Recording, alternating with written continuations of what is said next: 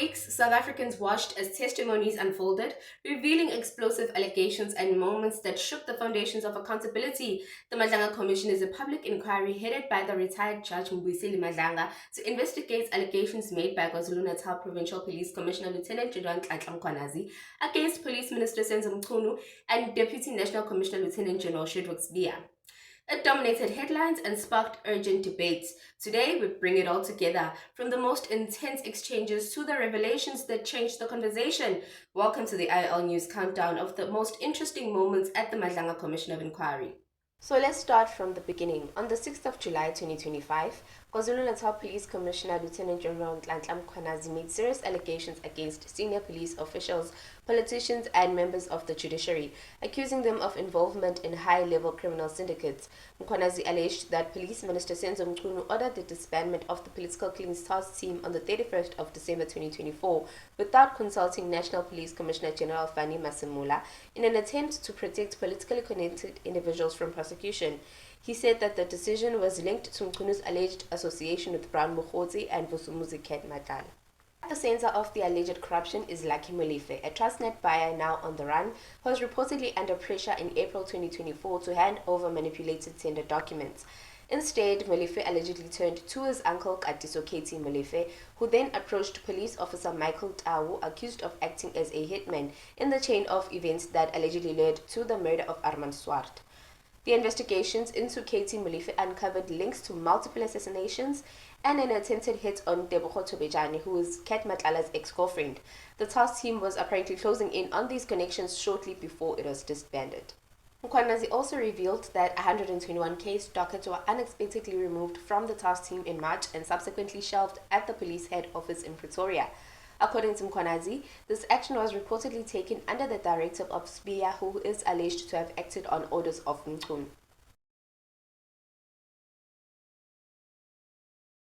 Well, we have become aware of what General Mkhwanazi said we have been saying. I didn't have time to look at TV, but there are those statements that he has made. We will, in good time, apply our mind to those kind of statements. But what did Lieutenant General Mkhwanazi say? He accused Mchunu of meddling in police operations. 26th of March 2025, this year, a total of 121 case dockets that were under investigation were taken away from the task team as directed by a Deputy National Commissioner Crime Detection, a Lieutenant General Sibia, who was acting on the instruction of the Minister of Police to disband the team. This was done without the authority of the National Commissioner, nor I, as a Provincial Commissioner, was never informed.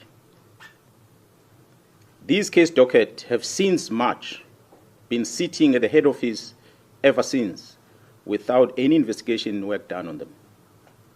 5 of these dockets had already instruction to arrest perpetrators, but nothing has been done because a Lieutenant General Sibia, being instructed by the Minister, executing instruction of the Minister, withdrew all these dockets and they are sitting in an archive in his office in Pretoria. God knows why.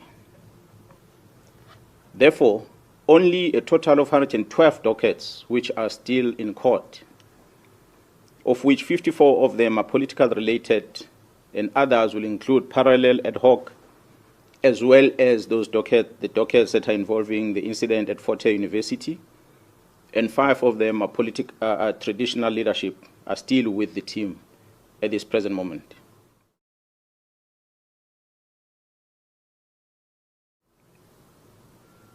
I can tell South Africans that this decision was a cause for the disbandment letter of this team, because they overstepped their mandate of only focusing in KZN. They went to support Gauteng organized crime unit with the dismantling of a criminal syndicate.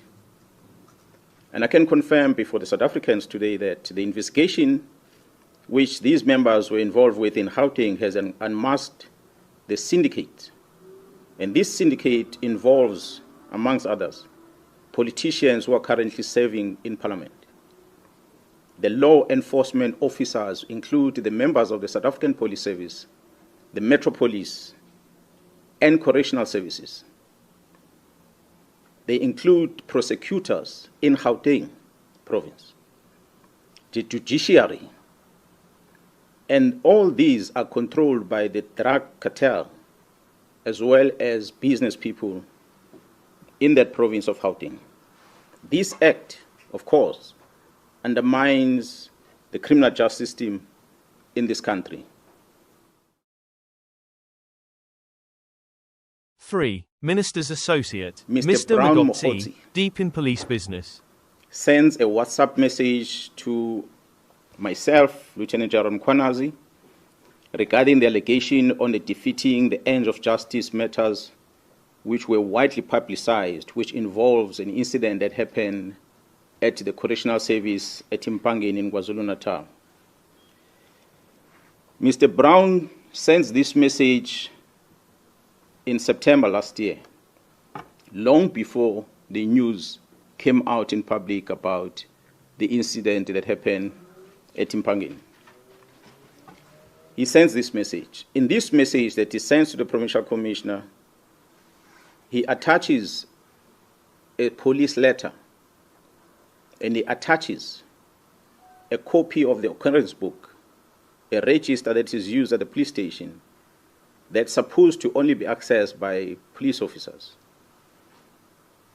But Mr. Brown, who's not a police officer, attaches those in his message and he sends it to the Provincial Commission. His word says there is a plot to charge you.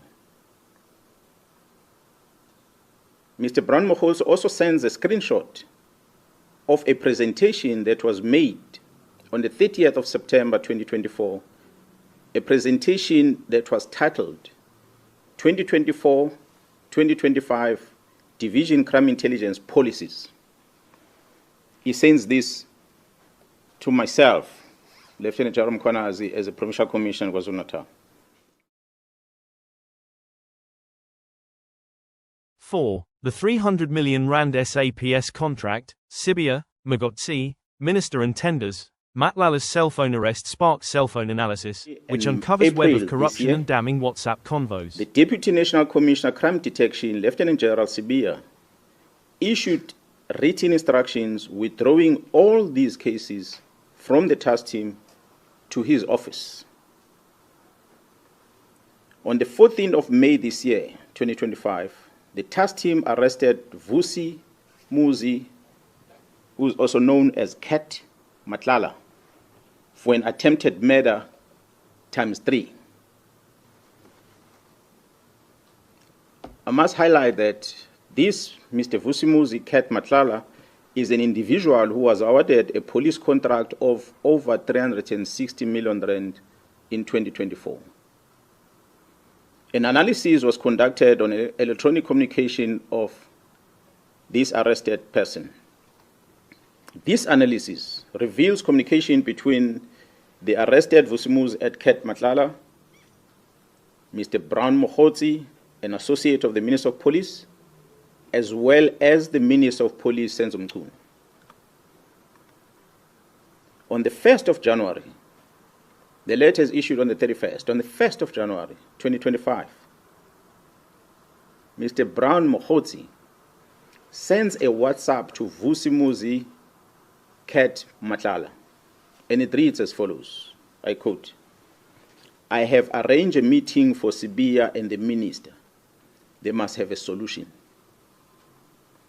And it follows another message. "The task team that came to your house and harassed you have been dissolved.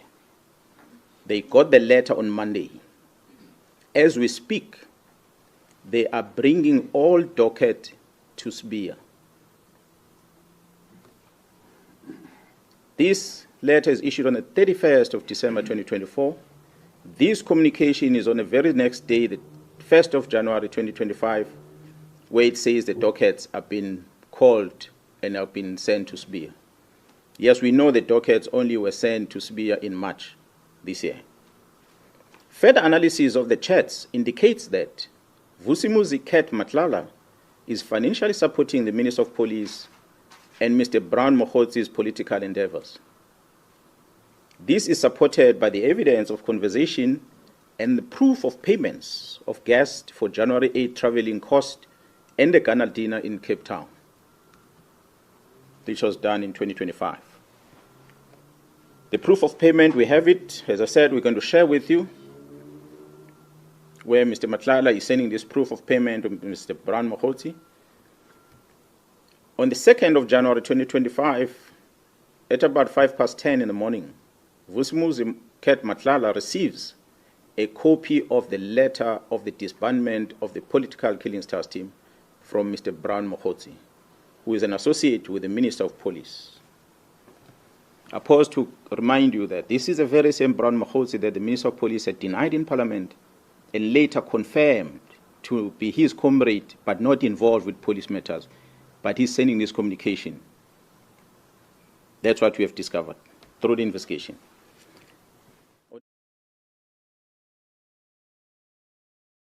The 14th of January 2025, is there Mr. political Brown interference in the with arrest Mr. of Vusimuzi senior Cat top Matlala police as management? follows.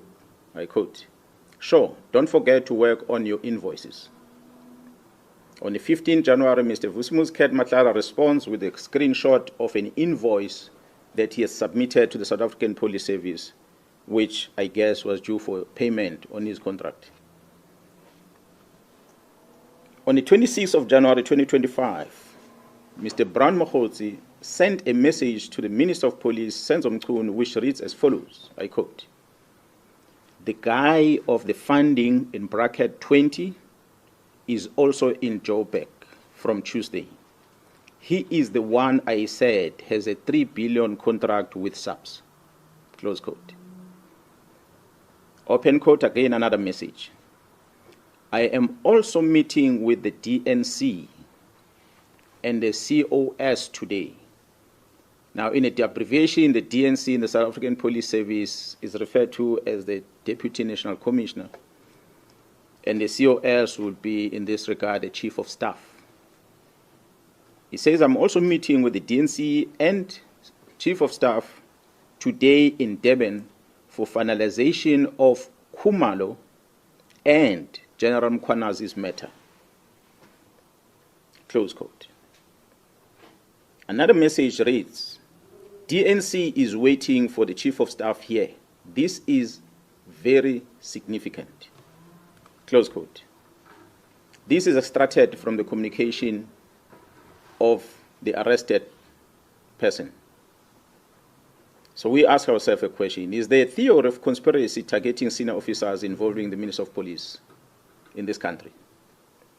On the 31st of December, we have seen Mr. Brown Mokgotzi sending the following message to the Minister of Police, which reads, "Minister, I'm going to get the case number and the judgment for you. Now we got something proven by the court. It is a matter now which either Sibia or the minister can charge Khumalo and apply Rule 9 of the disciplinary regulations of the South African Police Service. It took the Constitutional Court to release a man who was sentenced to life imprisonment through a forced Section 204 confession. Imagine, Comrade Senzo, after 30 years of democracy, having this kind of policing. The good thing now is that these are not allegations, but a court judgment." This is extracted from a conversation that Mr. Brown Mokgotzi is sending to the Minister of Police.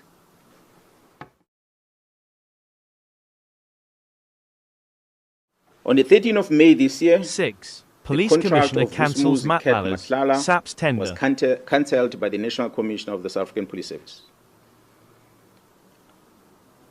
On the 14th of May this year, Vusimuzi Cat Matlala sent a message to Brown Mokgotzi, which reads, I quote, "Morning. Just to let you know that my contract was cancelled yesterday, and I see you've been ignoring me and promising me things that never happened. Luckily, took screenshots of every conversation just in case something like this might happen. I'm taking all this to media and some to court on Friday when I do the interdict. Close quote.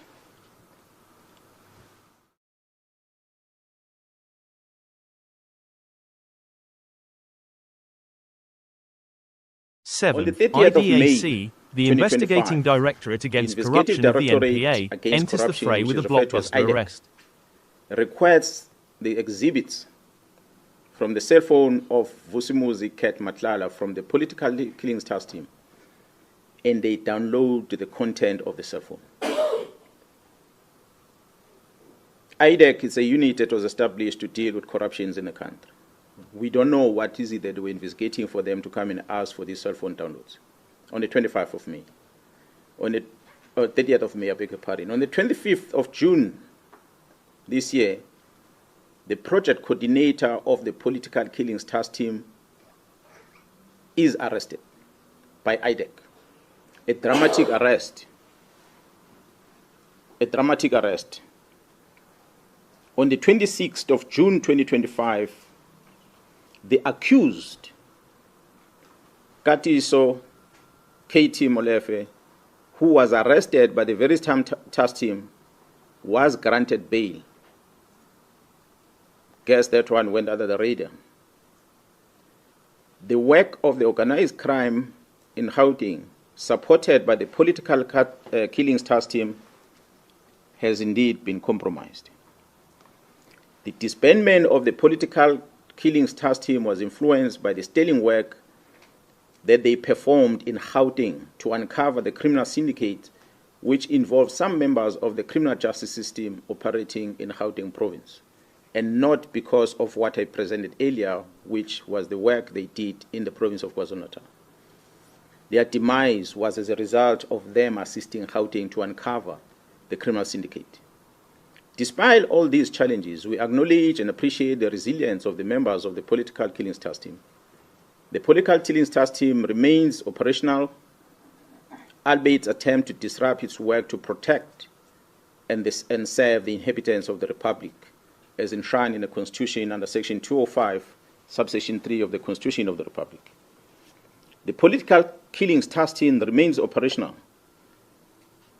Therefore, we have embarked on a process of registering a criminal investigation in order to deal with this infiltration and control of the criminal justice system by the organized crime.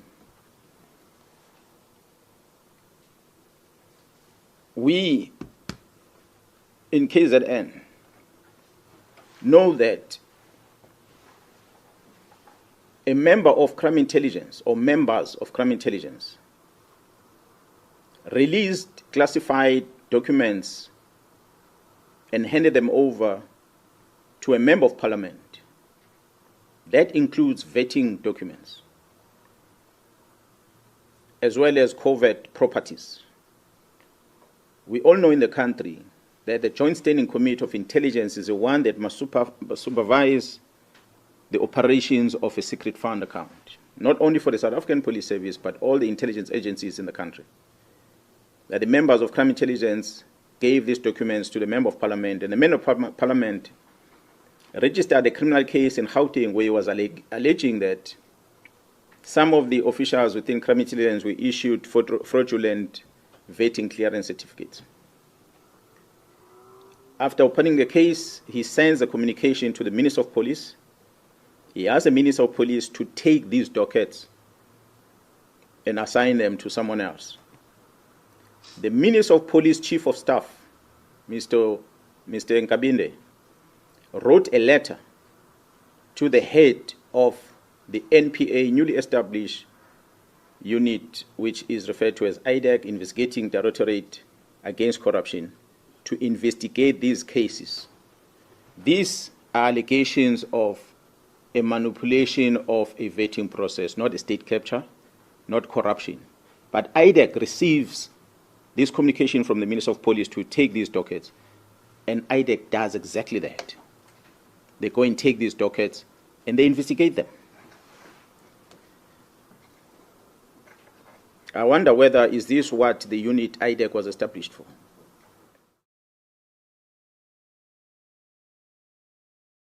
The Minister of Police invited and facilitated the peace 8. talk PMB peace between talks between a myself, policeman and a criminal Provincial with a Commissioner of minister. KwaZulu-Natal, and the Deputy National Commissioner, Lieutenant General Nhlanhla, in his office, in his house, State House, official residence in Pretoria.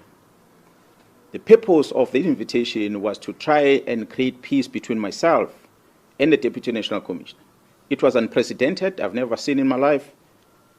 The National Commissioner was present, but he just kept quiet because it was not his meeting. The Minister of Police felt that he must make me and General Nhlanhla to find peace. Surely, there can never be peace between a criminal and the police officer. As we speak, the South African Police Service, KwaZulu-Natal, still does not have a leader within crime intelligence because of the letter where the minister suspended the filling of vacancies at crime intelligence, which is dated the 31st of December. So to date, we don't have a command of crime intelligence in this province. We are trying to figure out on our own how to infiltrate syndicates because the minister decided these posts must not be filled.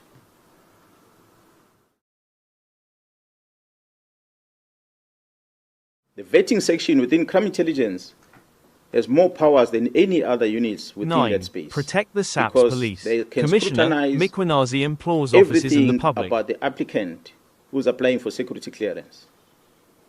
And they can manipulate that security clearance process for their own benefit. So I stand here understanding, as leading this province of KwaZulu-Natal, that fighting organized crime remains a priority as directed by government. The National Commissioner remains my commander and the commander of all of us as we wear this uniform. And we must protect this badge and the police commissioner. I call on all men and women in law enforcement, the South African Police Service and Metro Police to stand up and protect our people. Yes, sometimes law can stand on the way to achieve justice. We must choose justice. Thank you so much for listening to me. Suspended Police Minister Senzo Mchunu, the man at the center of the July 6 allegations, testified that administrative unattainability of the PKTT was linked to complaints received about loss of control and unleashed abuses of human rights. Mchunu was accused by KwaZulu-Natal top cop General Nhlanhla Mkhwanazi of having ties to crime cartels and disbanding the PKTT to shield politically connected members of criminal syndicates from prosecution. Of complainants, if I could refer them, I could refer to them as such, that I was advised by the Commission to seek advice from my lawyers on, indicated to me clearly that there are certain things that we are losing in terms of control and management. If you look at the complaints that I had received by the time I wrote this letter. So it refers to that, but it also refers to alleged abuses of human rights by those who had written to us in various categories as I referred them to. So this is what this refers to that. Yes. Now, all right, it's a separate discussion, those complaints. So I'm not asking that we get into them. Yes. We'll have a discussion separately. Yes.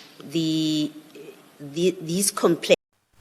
Mkhwanazi has sought to link Mchunu to shady characters like Matlala, and Lieutenant General Nhlanhla. These accusations resulted in him being put on special leave. It is alleged that Mchunu mysteriously disbanded the PKTT on the 31st of December as many South Africans were reeling in the festive season. A task team names a task team that must be dissolved, but I find 8:10 where he says there must be an analysis of the current teams to ensure the feasibility of their continuing existence. You must have seen that 8.10 by the time you made your decision. Well, not specifically. You knew by the time you made your decision that you knew then, because you've seen the report or you've heard about the report presented to you, you must have known that in this report, Murray says that there must be an impact analysis of current teams. Provincial task teams. No. No, that paragraph that I've just read, oh yes, of provincial. Yes. Okay. But he doesn't say anything about the national teams. Yes. He doesn't say they must be dissolved. This is not, what I'm establishing with you is this is not a report that we will read and find Murray anywhere saying current national task teams must be dissolved. He says we must do integration. We must have murder and robbery, under which political killings will fall. We know he says that. But nowhere in this report does it say it must be dissolved. Or any task team for that matter. Nowhere in this report does Murray say task teams that are existing, national task teams that are existing must be dissolved. He doesn't say that. Now, I don't know what Commissioner is... You and I have read the report. Yes. You have been briefed on the report. I Yes. accept if you say you haven't read it. But having read it, because I had to sit here today, Yes. that's the only reason I read it. I did not come upon a recommendation from Mr. Murray that current task teams or any one of the current task teams should be dissolved. I didn't come upon that. Yes. You agree there's nothing like that? Deputy National Police Commissioner General Nhlanhla did not appear at the commission. He called in sick and his testimony was postponed for 2026, but evidence was presented against him. So witness C said that Syndicate Matlala revealed that he had been used by SBIA with intentions to get through to their boss, Lieutenant General Nhlanhla. Witness C said that Matlala was advised to open a litigation against the team by Mkhwanazi and SBIA. Was close to the minister, Mr. Senzo Mchunu, and the person named Brown Mkhwanazi. As we go further, he even told us that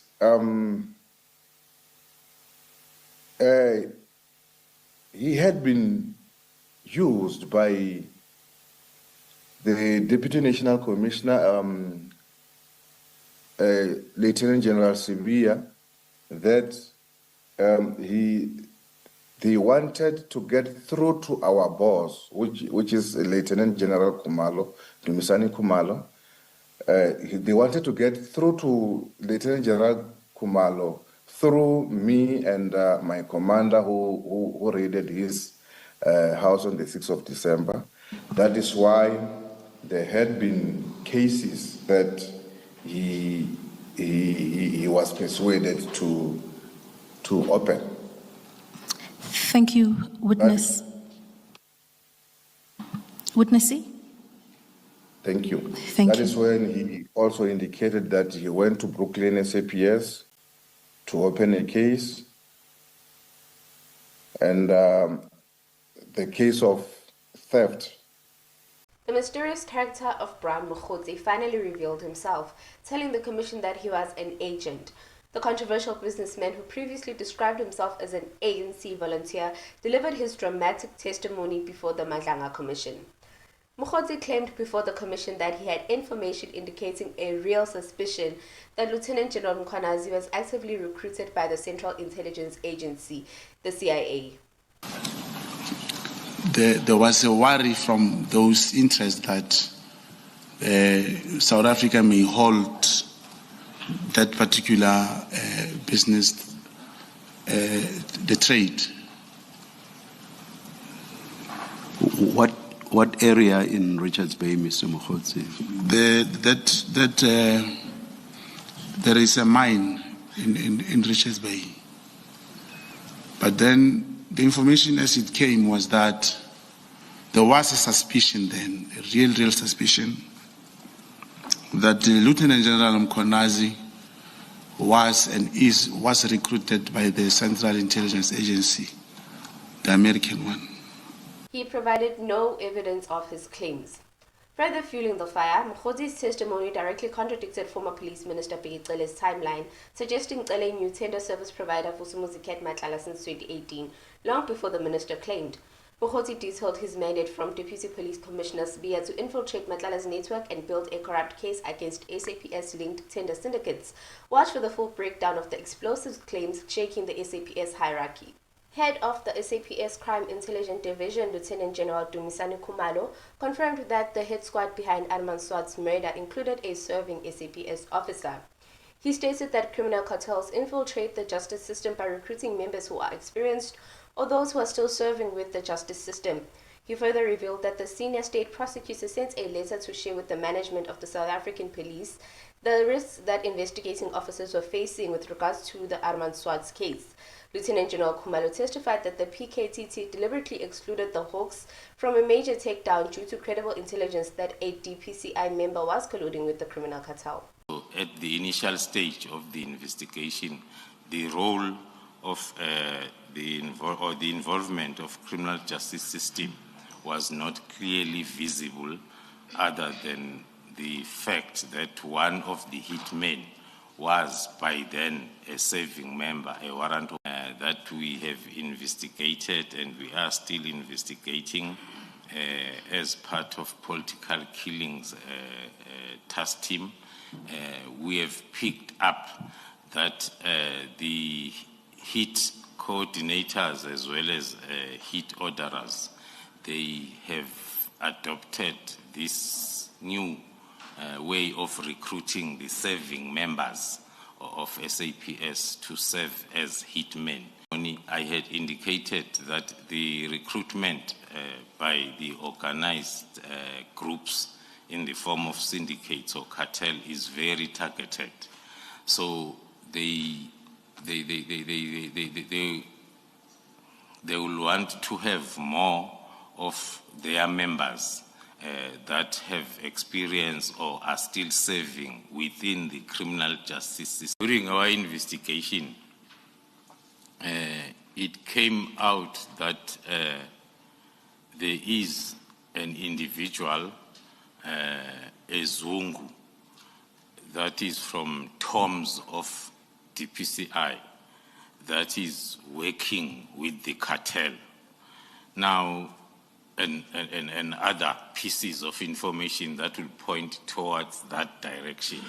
So even before the takedown, we had that red flag that we need to protect this investigation against DPCI, if I may put it.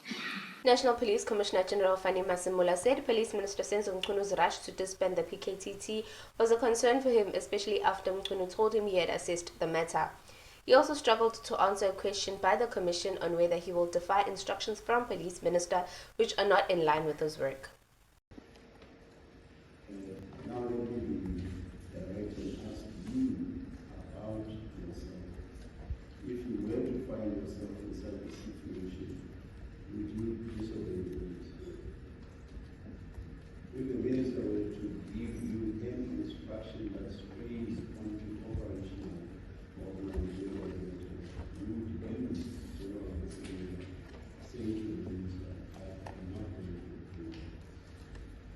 Yeah, it depends, Commissioner, but yes, I would.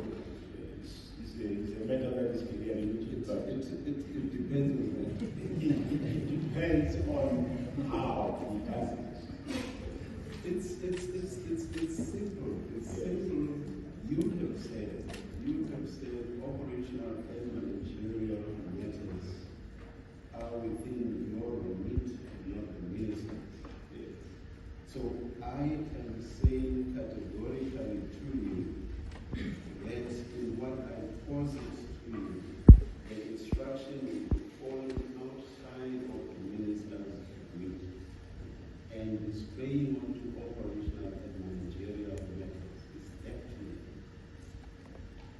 Yeah, no, you General Assembly, tell the minister I am not going to obey that. Yeah, no, I wouldn't tell you that I wouldn't do it. But as I said, it depends. So he must explain why he thinks so.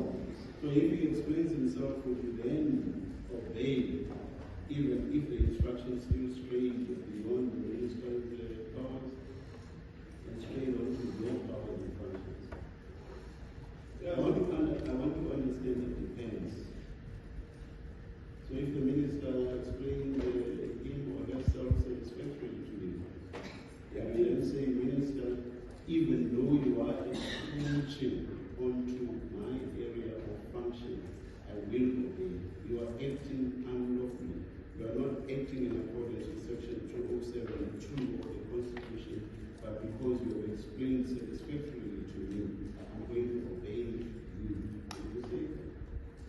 Well, if he explains and I find the reasons acceptable, then I will. But if I find them not acceptable, then I will not comply with the instruction. Explain yourself. Why would you pay the instruction on something that the minister has no legal, no constitutional basis to do? Why would you pay that? Just explain yourself. Thanks, Commissioner. What I'm referring to, well, my understanding and his understanding probably will differ. But if he says, this is what I'm giving this instruction to the student, and there is an explanation why you should want to the instruction, we will engage on such a matter, as to where is his powers, does it end up? Captain Maxwell Wanda, a former member of the political killings task team, stated that Lehasa Moloi, KT's bodyguard, informed him that the police minister Senzo Mchunu and KT are friends. Wanda was present during Katiso KT Molife's arrest. It was served by the eldest son of Mr. Molefe. And then when he was done, before I left him, he asked me a question Captain, what is going to happen now? Because the arrested person is the friend of the honorable or of the Minister of Police. And then I asked him, who's that? He said, because he's a friend of the minister. I said, who's that minister? He said, the Minister of Police. I said, Honorable Senzo Mchunu, and then he said, yes. And I then explained to him just a standard procedure if a person is arrested, that no, we are still in a crime scene. Crime scene is in a process. After we've done here, the suspect will be taken to a police station where will be processed and formally charged. But the family members will be informed about where the suspect will be taken to, of which will be done by the investigating officer in that particular case which has witness A. And then I said, after that, other than that, witness A will deal with other matters. Did you not inquire from him what was the significance of him telling you that the arrested person is a friend to the Minister of Police? No, I didn't inquire to him, Commissioner. Why not? Captain Dale Norki of the Hawks Serious Organized Crime Investigation Unit testified at the Madlanga Commission of Inquiry that a 5-person team was more sufficient to verify the information about people impersonating Hawks members during the raid at Katiso KT Molife's home. Captain Norki was present during the raid at KT's home. He also testified that upon meeting Captain Wanda, he informed him that they were executing arrest and search warrants, but he refused to provide the case number to the Hawks members on scene. Captain Norki said that when he asked Captain Wanda for the case number, he responded by saying, "Tell your general to speak to General Khumalo." Captain Norki has testified that their systematic approach relied on standby members for immediate backup, addressing the lack of a defined plan. He further stated that the official incident report was not prepared by him. It was prepared by Colonel Matlala, who wrote it based on his short reports. And Captain, is there a reason that for this exercise to verify whether there were people at that Hawks members impersonating themselves there, that you would send yourself and 4 other team members? Is there a reason for this? The reason was basically just to go and verify the information. And for a verification exercise, was it necessary to send 5 individuals? That's correct, because we were a team there, and it would be more sufficient to have so many members there. What happens then with the interaction with Captain Wanda? Yeah, upon meeting with Captain Wanda, he came there, whereby I was standing with Captain Kruger, and he informed me that they were engaged with an operation whereby they executed a J50 warrant, an arrest warrant, as well as a J51 search and seizure warrants, whereby I asked him for a case number and or an inquiry number, and he didn't divulge that to us. So this is a scene you know nothing about. That's correct. At which point do you discuss a plan about how you're going to approach this, which you don't know anything about? Hence that we were not going to rush into the scene as to just blindfoldly. We were going to approach the scene systematically if it was not a genuine scene, and from there we were going to call for more backup. At which point did you or would you discuss a systematic approach? I ask as a layperson. I imagine you walking into a scene that potentially has got criminals who are armed. That's potentially, correct. and I'm assuming you know nothing about that scene, unless you know what's going on there from your discussion with Captain Matlala, with Colonel Matlala. Unless you know what's going on, I'm assuming you go there knowing nothing about that scene, and you potentially expect there are criminals. At which point do you discuss your approach to that scene? Hence, as it is approaching scenes like this, whereby there could be a potential confrontation and such, we always have members that are on standby. What does it mean? What does that answer mean? Did you prepare this, or was it forwarded to you? This document, as I mentioned early on, I gave a short report to Colonel Matlala, whereby she sent in a full report. Okay. Upon being in contact with me, she verified whatever is in this document in front of me, whether it's that what transpired there, then which I said yes. Okay, so you didn't prepare this? No, this I didn't WhatsApp prepare. message. She wrote it and confirmed. Hawks Brigadier Mkhwanazi was at the Madlanga Commission of Inquiry to testify about his involvement in the arrest of murder suspect Katiso Katie Molefe. He falsely denied being in a WhatsApp group linked to the takedown of Katiso Molefe. He further stated that he owes the Commission an apology and admitted to being dishonest about the WhatsApp group participation.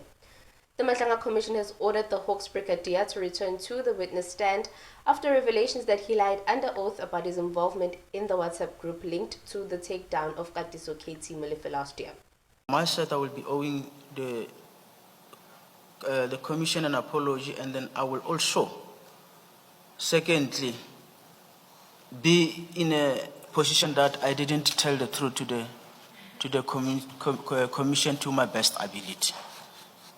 Because, you know, to be fair to you, one of the allegations that are being made at this commission is that Hawks members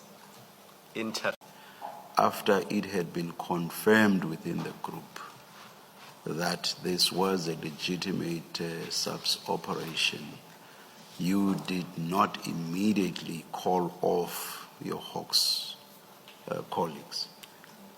Is that not the reason why you said, no, I never saw what happened in the group?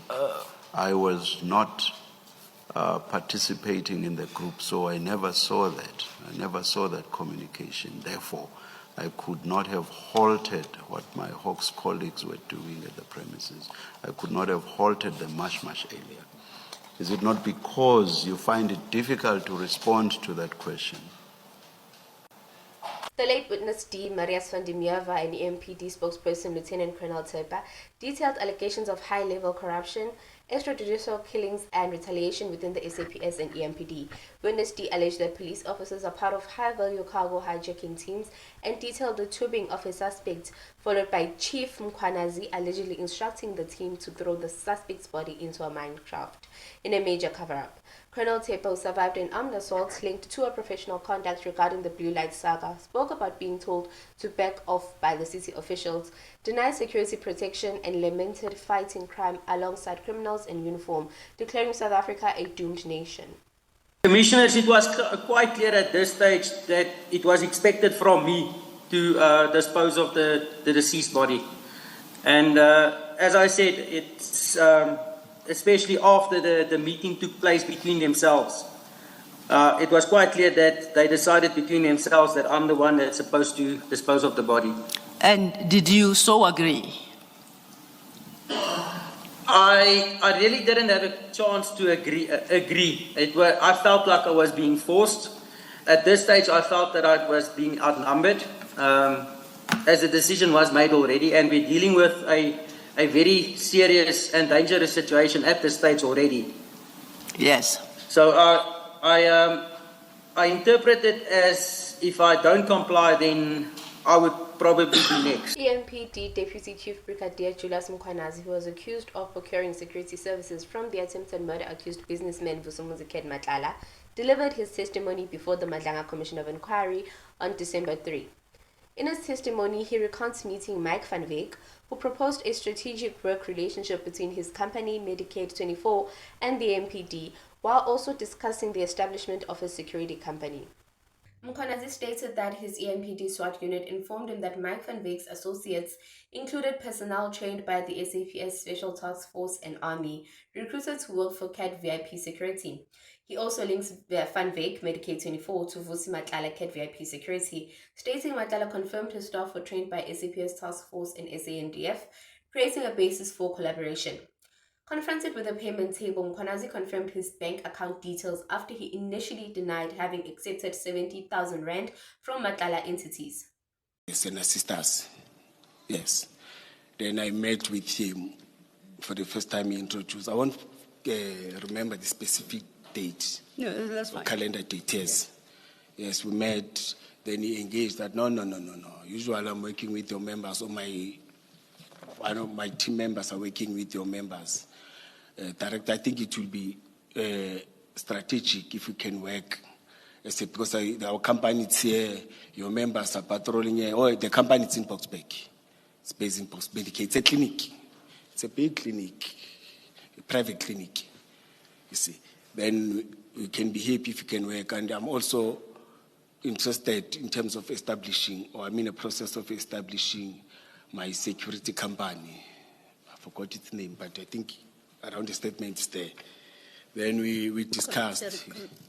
After that, then my team again said there are guys that are working with Mike van Wyk, but those guys are good, they're trained, they're from Special Task Force, SAPS, and Army, but they are recruited, they're working for a private company that is called CAT VIP Security. You see, it was after months. If I'm not mistaken, 2022 now. Yes. You see. Was this people also from the community liaison unit? No, they're working together. Remember, all of them, they were reporting to me. But those ones were from SWAT unit. Oh. Yes. SWAT unit is also... SW80? SW80? SW80, yes. But we also call it intervention unit. SWAT. But you go to Mr. van Wyk when you want CAT VIP protection services to assist. So I want to understand why Mr. van Wyk and not Mr. Matlala. Yes. When you enter at the Medicare, when you enter at Boxback Medicare 24, there are photos of all the directors. You see, next to Mr. Mike van Wyk, there's a photo of Mr. Vusi Matlala. You see, and there are other, I think there were about 10 photos of those directors. You see, But my guys have already briefed me what he works with. Mike said, Mike, no. It's fine. No, man, Commissioner, there's something that I jumped. But said I'm summarizing, you see. But I'll talk to that. Let me finish this one so that it will be clear.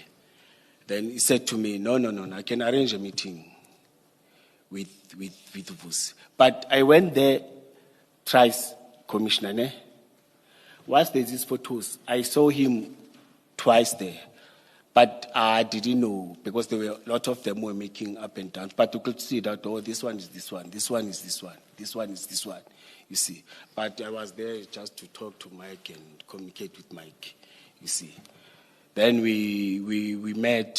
He explained that, no, he owns that thing. He confirmed again that his guys are from SAPS task force, they are from Sandaf, you see. They're good, he presented them very well to me. I said, man, we've got threats, you see. When I can meet me, we met. The correct reflection, what's on that page? The school fees. And the other one? This one? Yes. Oh, yes.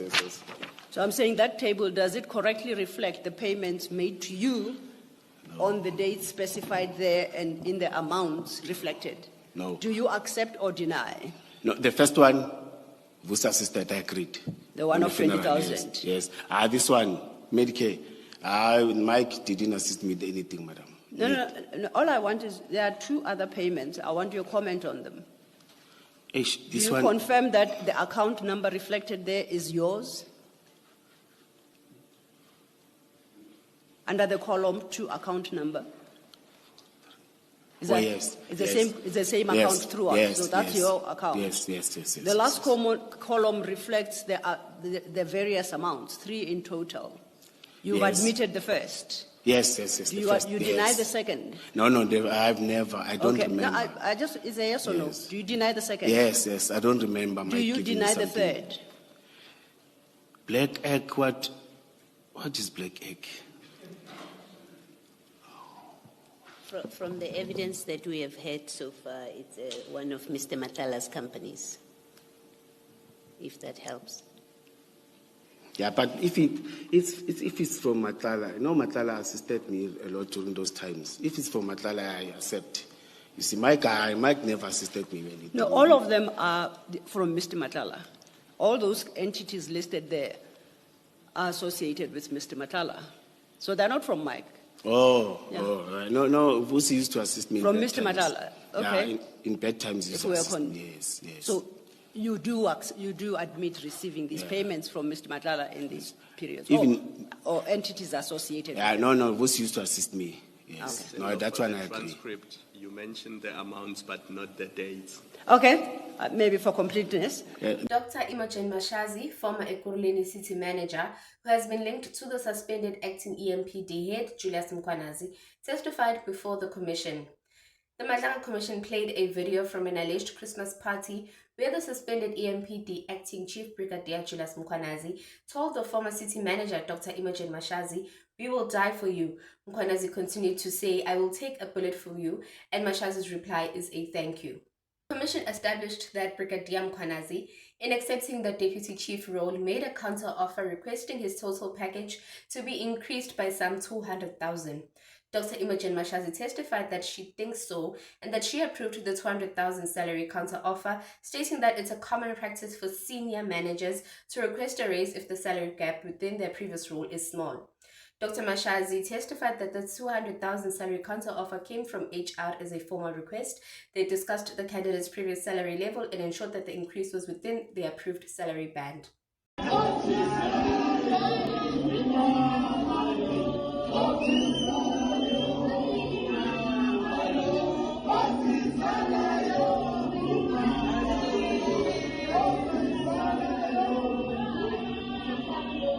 will die for you.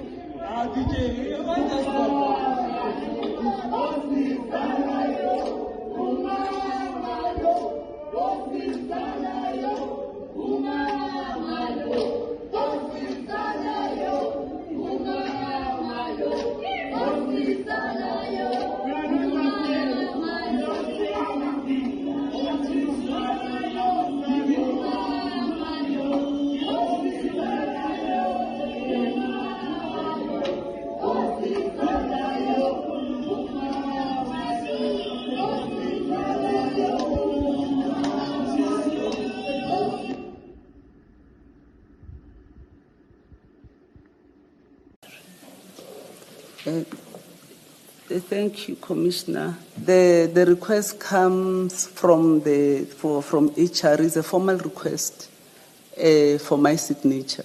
So she would come with and present the request for the increase, and would sit and discuss and look at the previous level where the incumbent or the candidate was. And we consider those facts, and we look at the salary band. She advises in terms of the salary band, whether it is within the salary band of a DH. And Do you see that? Yes, sir. So in that document, Brigadier Mkhwanazi accepts the offer, but makes a counter offer because he says, I want my total package to be increased by some 200,000 rand. Came to you? I think so. And you approved it? I think so. But why would you have approved it if the offer letter says the package is what is set out on page 59? And please, for our purposes, you don't need to mention what his package was. Just the principle I'm debating with you. We can just discuss the principle. The principle of approving the request by any HOD or DH, it's a principle. It's an approach that we've done to all of them, whether HOD or DH. If they make a point that the salary difference from where they are to the next level doesn't make much difference. The Madlanga Commission has exposed allegations that shook the nation and reignited the debates on accountability. The inquiry is set to resume next year. Until then, these moments remain at the center of South Africa's conversation. I am Mendim Chai.